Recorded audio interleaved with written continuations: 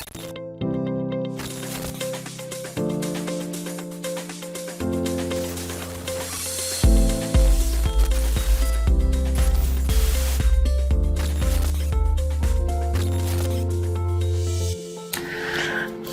everyone, good morning. My name is Kike, your host today on the podcast White Reflections by Adufe. White Reflections by Adufe is a podcast that delves into the complexities of life and modern day family dynamics. As you all know, on White Reflections, we try to bring people with real life experiences on the show to come share the experience with us. Perhaps somebody going through something similar can benefit from it. We also bring in experts to come share the wealth of knowledge with us. Perhaps also somebody going through something similar can benefit from it. On the show today, we shall be mastering the Art of Temperament. Joining me on the show is Tosin Toko, a counseling psychologist. Thank you so much. Together we shall be, exploring temperaments in, varying degrees and how we can identify the common temperaments that we have and manage them. Thank you so much as you join us in this interesting conversation. Hello, Tosin. Good morning. Hi, Kike. I'm glad you have me here. Always. And I'm happy that you allowed me to use your space. So beautiful. Pleasure. What do you call this place, by the way? Yes, this is our therapy room. Oh, okay. This is the therapy room. Yes. And it's also the calming room. I understand. Yes. Okay. Of course So, Tosi actually invited us over to come film in our space. The new space is at Jericho Mall. Please, can you give us the address very quickly? Okay, ground floor J60. Don't mind me, I'm still trying to master the address. Okay, that's fine. But Jericho Mall, once you get to Jericho Mall, you see Sure Hope Counseling Clinic. Thank you so much. So, Tosin, this morning, you and I will be talking about the 4 types of temperaments that we have, how we can identify them, and how we can manage them. I understand that, each and every one of us, have one or even more of those temperaments, to varying degrees. I'd like you to, list the 4 temperaments that we have and what they are all about. Thank you. Okay, so as identified by Tim Lai in his book, Why You Act the Way You Do, we have 4 types of temperaments, like you said, and they have choleric, sanguine, melancholy, and phlegmatic. Okay, each of these temperaments are very wonderful, and a person could be blended of 2 or more. Okay, and it's also very important that I say that temperament is not the same as personality, because a number of people usually put them side by side. Temperament is actually genetic traits that we inherit from our parents and our grandparents. So meaning that my mom and dad. My dad is dad and mom. Their temperaments come together to determine my own temperament as their child or grandchild. Okay, so while personality is a combination of factors such as is a combination of environmental factors such as family background, exposure, experiences, marital, career, and other things like that, put together with our temperament, is what we actually refer to as personality. So, temperament with environmental factors make up personality. Now, coming to what each of these temperaments are, let me say that we have 2 broad heads when we're talking about temperaments, and we have extroverts, we have introverts. When we are talking about introverts, we have choleric, we have sanguine, and by introverts we mean people who actually do not internalize emotions, people who are very warm, who speak out, who actually articulate their emotions by saying it just the way they feel, or acts it just the way they feel. So they have the sanguine and the choleric. Yes. And we also have introverts. Now, introverts, meaning that they are more internal than external. Tosi, you said introvert the other time. Oh, that's Are you sure? Yes, that was what you said. Okay, by that, I mean extroverts are people who actually are more external than internal. That is, they externalize their emotions. They talk about their emotions. They act their emotions. And under this category, we have choleric and temperament and sanguine. And when we are talking about the introverts now, we have persons who actually internalize emotion. They don't talk about their emotions. They don't act their emotions. Rather, they could write it or sing it. They really talk about how they feel. And these people will say they are introverts because they are more internal than external. Okay, so under this we have melancholy and phlegmatic. Thank you very much. I've heard people say melancholy and phlegmatic. They tilt to. They are almost referred to as. I don't want to use the word sadist. I'm sorry. It's okay. But I also know that they can be so into themselves. Can you expatiate on that?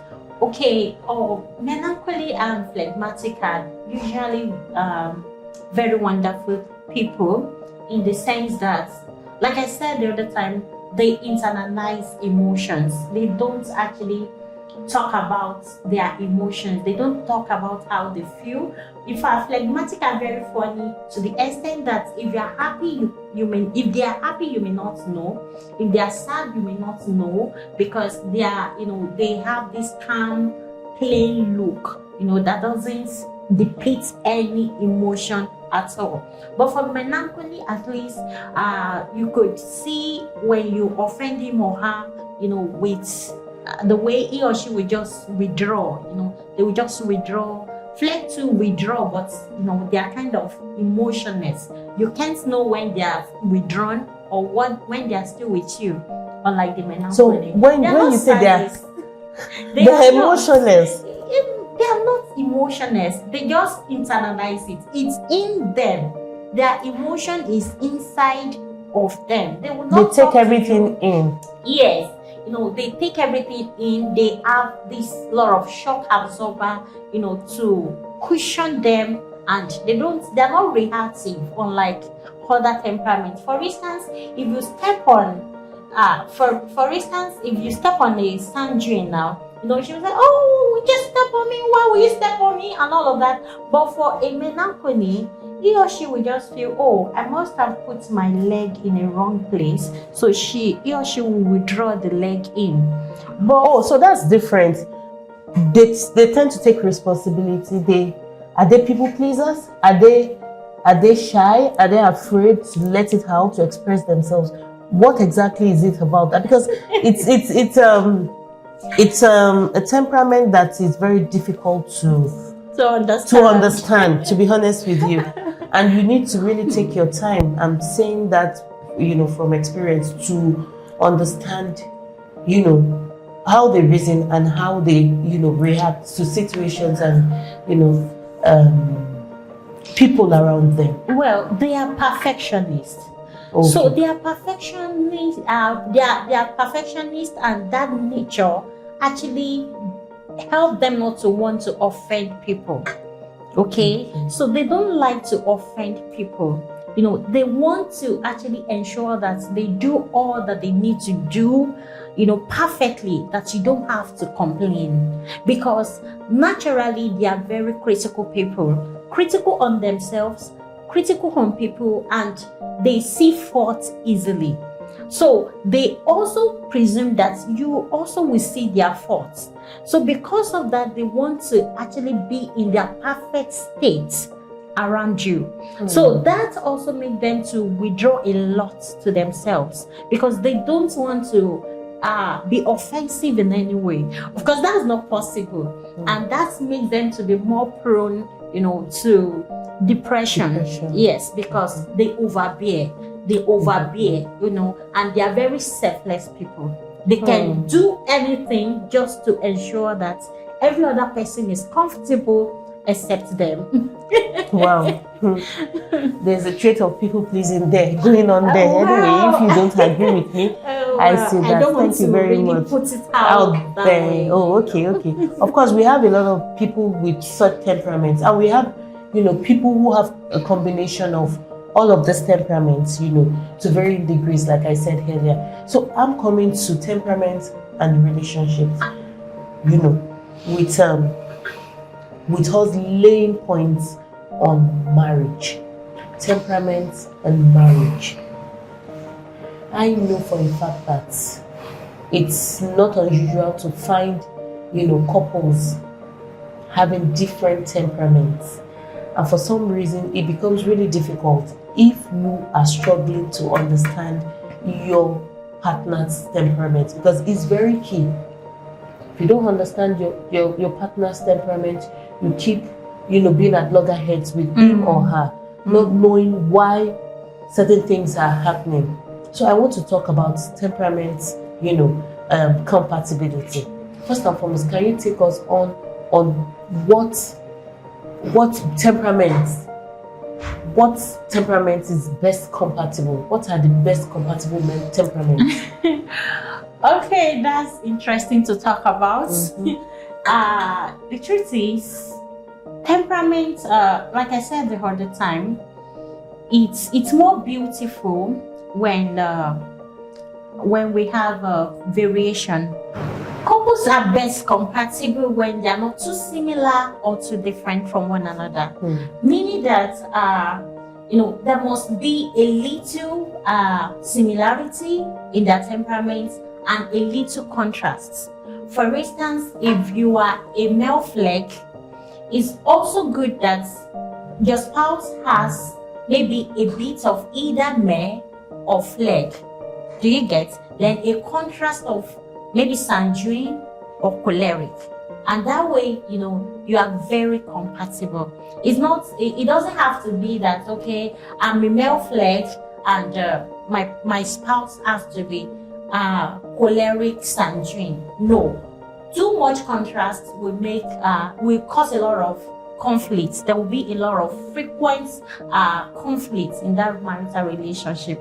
And of course, we counseling psychologists will spend a lot of time to actually do the work of making the both of you to adjust well to one another. But if you just little similarity, little differences, then that helps us to do the job well. And even you yourself can be well adjusted to one another. Thank you very much. You mentioned earlier that temperament is inherent. There are things that we inherit from our parents and all of that. But I also want to ask, can the environment, life situations contribute to your temperament, first and foremost? And do people get therapy? Do they come in for counseling when it comes to their temperament? Can they change? Can, for example, a sanguine who is outgoing, who is out there, who loves life, because I know that's one of their traits, can you ever help, that's the extreme sanguine, to tone down on their lifestyle? Do they get counseling for that? And then for the flag? Oh yes, very well. Like I said the other time that when environmental factors work on temperament, they become personality. Like they become your personality. And so when we are looking into that, that simply means that there are certain factors that do hurt on who we are or who we were, to actually help us to be a better us. So when people exposed to therapy section, one funniest thing about temperament is that when you are on the extreme, even on your strengths, it becomes weakness. Okay, so extreme is not allowed. Everyone has to reach a compromise, come to a point where we are balanced and well adjusted. You shouldn't be on the extreme of your weakness or on the extreme of your strength. So you have to be adjusted. You have to, strike a balance, and so that you can live a very normal life and also be very sociable. Of course, a number of people have come in for personality adjustment therapy, and of course, they're picking well, they're doing well, and most especially the workaholic nature of choleric who make them to be so exposed to a lot of stress. So most times when they get... So cholerics are workaholics? Yes, they are. And they can overwork themselves to the stupor or to the detriment of their family relationship and all. So a number of times when they break down and they have to be at the hospitals, they discover that they are just taking drugs and it's not still effective, because most of the predicting factor is the fact that they are workaholic and they've not been able to resolve that part of them. So a number of times we have to work side inside with their doctors to ensure that they reach that balance, and so that they can be adjusted like every other person and know how to manage their schedule so as to... So how do you adjust a choleric personality disorder when it comes to work? Now you want to pay. No, we're not going to pay, but I just need you to take us in a little bit. When you talk about personality adjustment. Like I said, there are personality adjustment therapy. So a choleric must be willing to come in. Who brings such a patient to you? Family members who think they're overstressing themselves? Yes. Or who else can bring such a patient down to you? Yes, such a patient. There are some that are self-referral. Self-referral, okay. Yes, they will just like, okay, I've been trying to maintain a schedule. I've been trying to ensure that I tune on my activity, but I see that this thing is being born. When I don't jump on the street to do something, I become sick. Do you understand? And so when I'm not doing something, I can't just be myself. So for such persons, they just feel, okay, let's see a therapist, and of course, there are things we do too. So it has nothing to do with mental. It's not a mental issue. It's just a personality disorder. Yes, but it can predispose them to mental health issues as well. Yes. If they don't get help. If they don't get help on time. Any extreme on your strengths can actually predispose you to mental health issues. And your weaknesses also, if they are not worked on, can predispose you to mental health challenges. So one of the importance of knowing your temperament is it helps you to maximize your strengths, your area of strength, and also it helps you to improve on your weaknesses. Then you know your limitation as human, and you are just able to rest it on God and trust Him to fix those things that are beyond your limits. Sanguine. That's temperament. I really want to talk about that temperament. Okay. An extreme sanguine who loves to go out. Yeah. Who socializes. Mm-hmm. You know there are people like that. Yes, and I have a lot of them as friends and clients. Okay. So is that a personality disorder? Okay, personality disorder is something big, so it's very broad. Don't let us dive into that. But coming to talking about sanguine and being on the extreme, yes, because the truth is, every sanguine is a fun lover. They live in the moment. That's how to enjoy life. They live in the moment. They are fun-filled people. All right. But now, for a sanguine who is going to the extreme, because there are some that will not attend to family. They won't take care of their kids. Everything is partying up and down. And we have women like that who have ruined their marriage. because they have to be social. They have to travel for friends' occasion, leave children at home, leave husband at home and say, that is who I am. You saw me that way before you loved me, before you married me, and that is me. It can be less of that. Eventually, such women usually lose a number of things along the line. Okay, fine. So how do such a person come to a point where she can strike a balance? We also have a lot of therapy that we help them. That put them to focus. Do you ask them to stop going out? No, they will still go out. Do you lock them in? No, they will still go out. So how do you adjust that personality? Well, that's you really you really want to become a counseling psychologist? No, now. I don't. Not now, anyways. But I just want to know. Let me just say a few things we do to actually help such persons to strike a balance. For instance, they have to be aware that it's a problem. Yes, they have to be aware of both the good and the bad of that particular strength. It's good when you are a fun-filled person. It's good when you know how to socialize. Socialize and get everybody along. Is a good thing. But one of the things we do is we can actually turn that strength, to form a career for them. For instance, you could be an MC.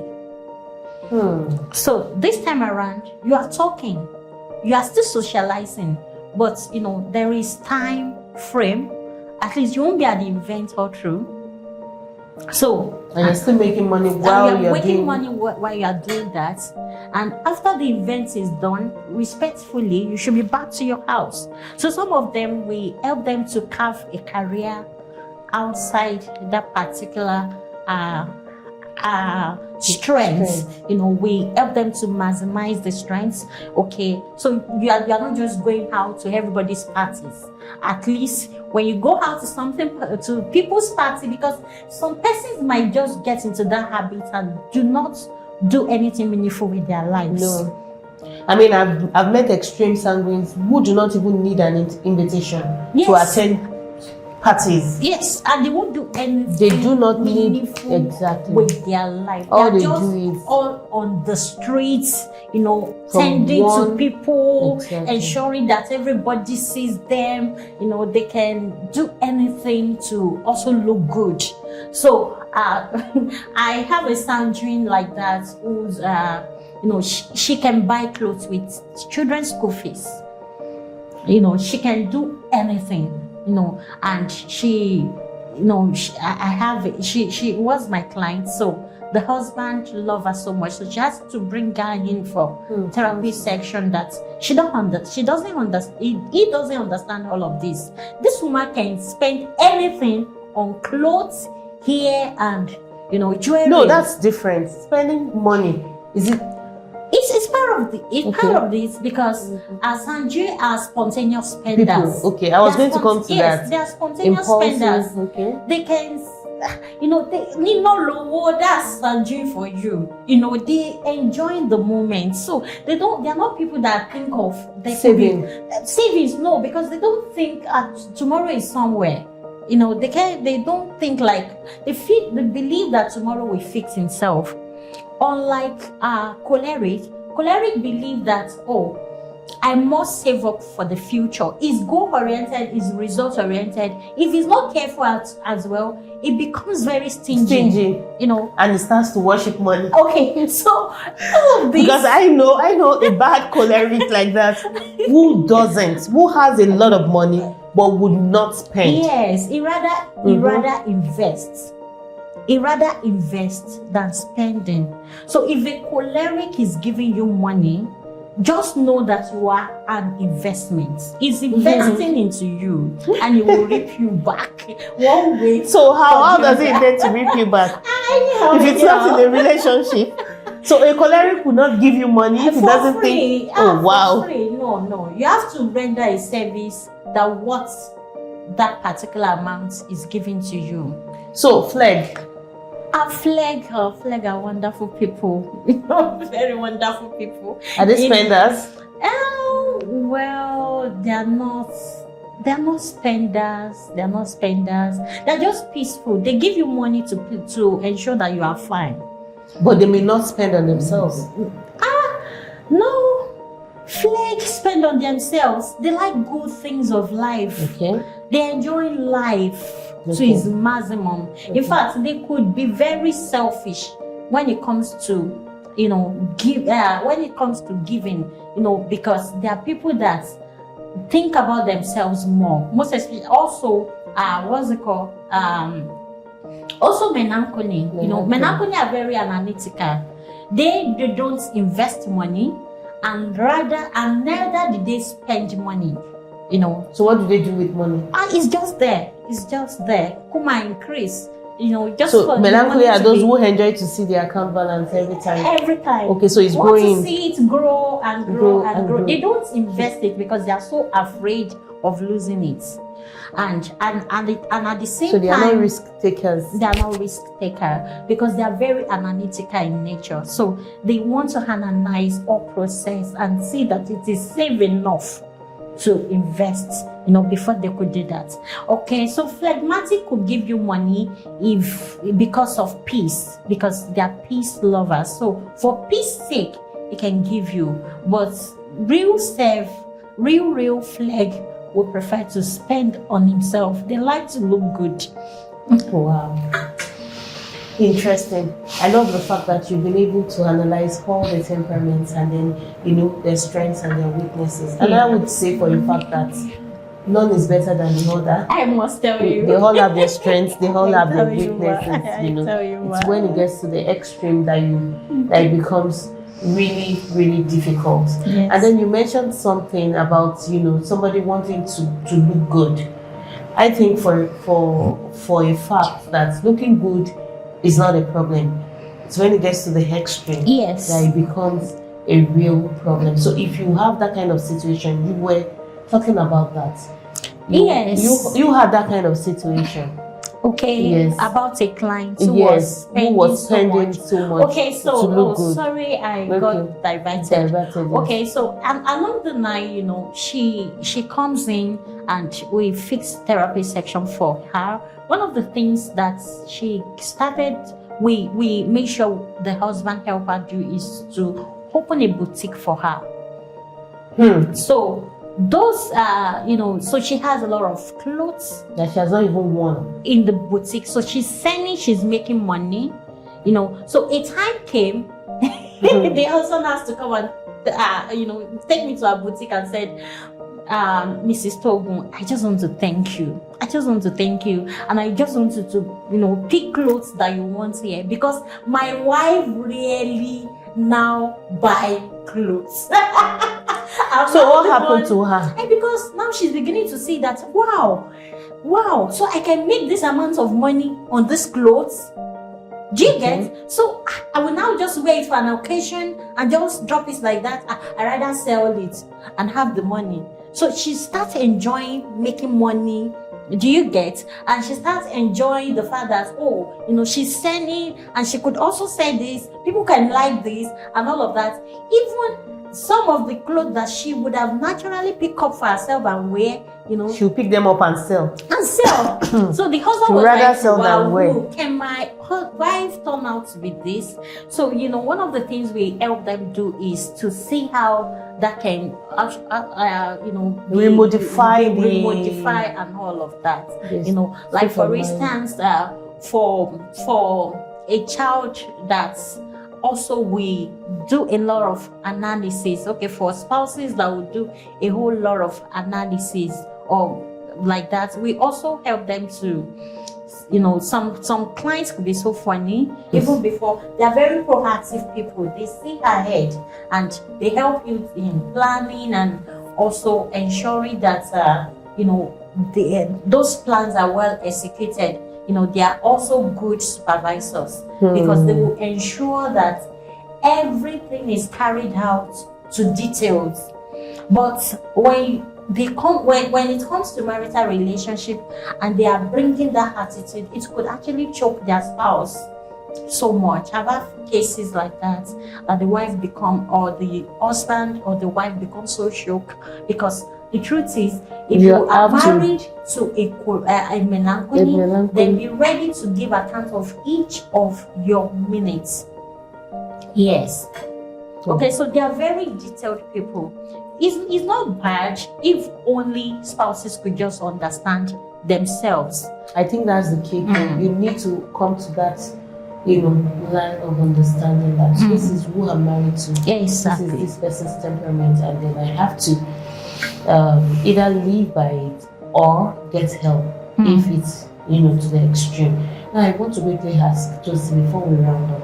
So can you pick up your children's temperament? At what age can you pick them up? And if you feel that your kids need personality modification, can you bring children in? Yes. For therapy? Yes, sure. From what age? Sure. From age 5, you can start noticing. You can start. And you don't think that child is too young at age 5? No. Okay. In fact, from age 3, kids knows what they are doing. Age 3? Yes, kids knows what they are doing, and even some children at lesser age could. When you tell them, say 2, are you getting it?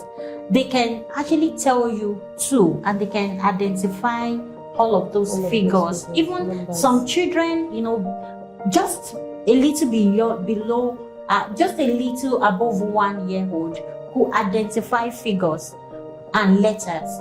But that doesn't mean that their temperament has been formed. But that is an indication, that they are becoming aware, of themselves. So if you pick a wrong figure, for example, and say, oh, this is 2, and you are picking 5, that child will tell you, no, that is not 5, it is number 2. So for such a child, he or she is gaining awareness gradually. So, but age 5 is good. They are not too young. From that age, you can start seeing, persistent traits, persistent night of temperament in your child. And if you see that child is actually going to the extreme, or probably you just feel that you want him or her to be adjusted and be well balanced, of course, you bring them in for therapy, and there's a way we do it, and they are better maximized. Child-friendly way. Yes. Thank you. So give us very quickly, tips for knowing a sanguine. Of course, one of the things about the sanguine is the fact that they are people that don't externalize their emotion. That don't internalize their emotion. They talk just the way they feel it. Okay. And for instance, if a sanguine is coming to say hello to me in this counseling clinic now, right from the outside, he or she would have been shouting, "Hello, is Mrs. Togo in?" And that is it. Their mouth first. They are talkative. And of course that can be also maximized if they are winning. And how can you maximize that? You shut them up from time to time? No, not at all. Okay, so what do you do? Well, like I said the other time, we ensure that it is maximized to be productive. Tips for knowing a melancholy? Oh, well, in melancholy we internalize emotion, meaning that it doesn't talk most of the time much. He's very analytical, critical on himself, critical on others. He's a very detailed person. He wants to know why you do what you do. So you have a child that is melancholy. How do you identify that? Yes. From a very young age. That child will always ask you, "Mommy, why?" She or she wants an explanation for everything that you do, to yourself or to him or her. So, she wants an explanation because very detailed person. Choleric. Choleric. So what temperament? Who are the natural leaders? Natural born leaders? That's choleric. That's choleric. So choleric. Okay, they are very strategic people. They are goal oriented, result oriented, and at the same time, if they are not careful, they do it at the expense of everyone. They are ruthless. Loved ones, They are very ruthless when it comes to making money. They just it just has to happen. It has to Goat happen. is the natural hair that they breed. So it just has to happen. And if you are their spouse, you have to get along. If not, you are left. They don't care what it takes, or they do. For it's just this is where I'm going. The goal. They are Okay. very futuristic. Okay. For instance, if you are in a marital relationship with a choleric, if you are not appearing in his or her future, you are gone. You are not going anywhere with him or her. That relationship will actually end abruptly. Forget it. If they are married to so it drops you. Don't rejoice.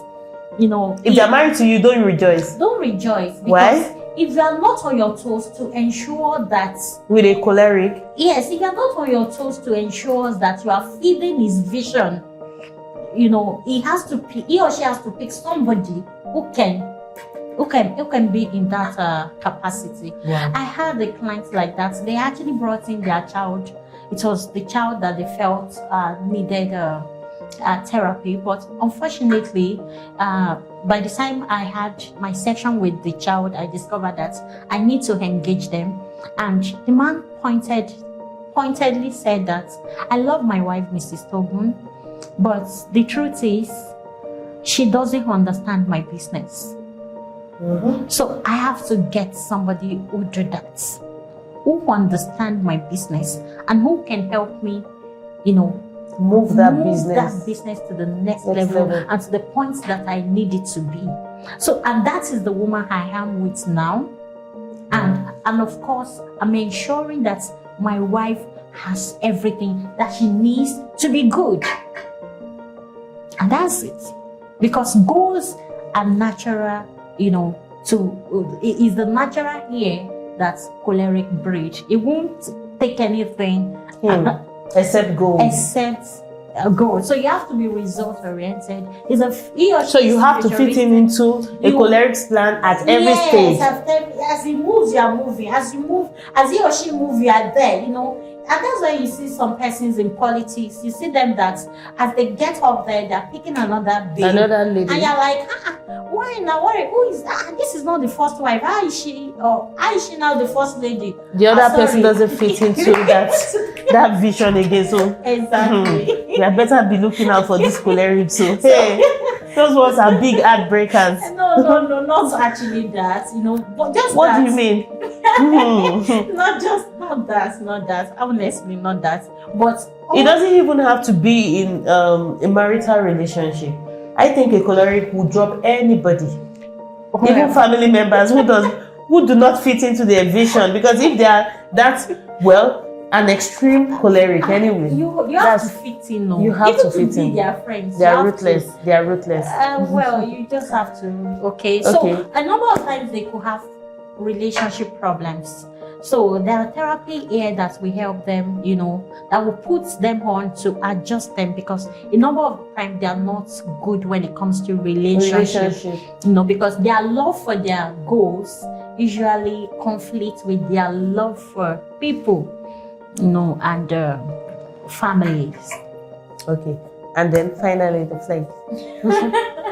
Alright, flag are very faithful people. Wow. So also Menankweni, they are very faithful people. But the truth is, flag is somebody that will not take initiative.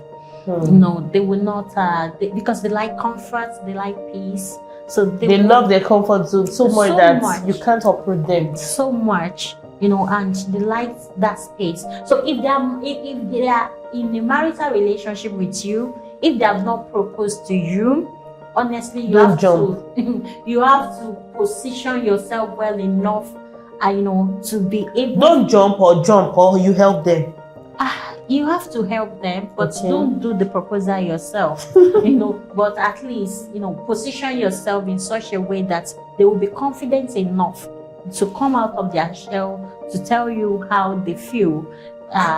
Why? Because they may never say it. They may never say it. And funny enough, before you know it, you might get emotional in that relationship. The relationship is not defined, and eventually they will not take responsibility for marriage. Before you know it, you are just cohabiting and no responsibility and all of that, and that's it. So they are not risk. I don't want to use risk taker. That's for men only. But when it comes to flag, they are people that shy away from responsibility. Responsibility scares them. Okay, but when you push them into it, they do well. They do well. Yes, but they don't just have that startup energy. Yes, it's not. So all they need is just the startup energy. When you push them in, and they do well, you'll be surprised at that's what they will be. Wow, thank you so much, Tosin. This has been so insightful. My pleasure. And of course, I've taken in one or two things. Thank you, and a beautiful space you have in here. Oh, thank you. So, once again, this is Jericho Momo Ibadan, and we are actually occupying the ground floor, and that's store G16. Okay. And that's why we are doing this beautiful work. So, how about the other address? Yes, that's Edito office. We still have our Edito office, but majorly at Edito office. That's Polytechnic Ibadan Road. That place we majorly use it for our NGO activities and also our ministry activities. But of course, if you walk in there, you'll be directed to the counseling office in Jericho Mall. That's so beautiful. Thank you. I really had a lovely time. It's always lovely talking to you and having conversations with you. We'll drop your details on the YouTube Thank you channel. very much. Thank you so much. I hope you've had a lovely time, listening to our conversation. Till we see you next time. Bye for now.